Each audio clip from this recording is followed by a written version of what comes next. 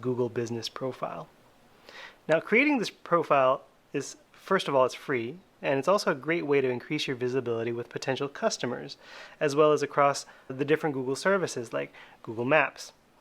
In fact, when you do a search, this is the box that comes up, usually on the right side of your browser window when you're searching for something in Google, and it looks something like this.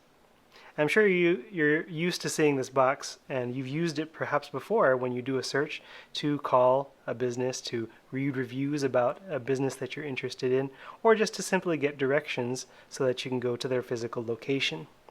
Well, you want to have one of these listings for your business as well, and it's even more important if you have a local business with a physical location. Now, to get started, check to see if you have a listing already. You can use a tool from Bright Local listed below this video. What you do is just simply enter the name of the company and see if a listing comes up.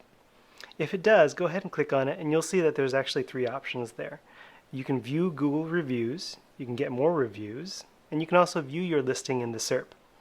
Once you've gained full access to your Google Business Profile and are able to edit that profile, you should update as much information in your listing as possible. First, you should make sure that the name of your company is written correctly. Now, you don't need LLC here or INC for Inc.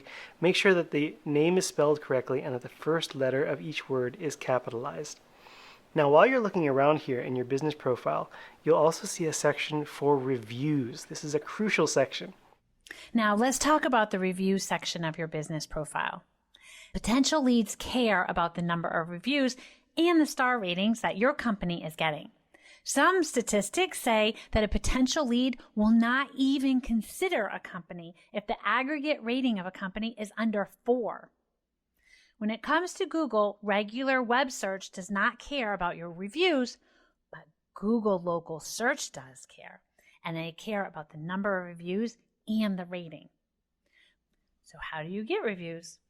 Well, there's several ways to get reviews, but a simple way is to ask for reviews. If you're in contact with your customers, reach out to them with a personal note. Ask them for a quick review.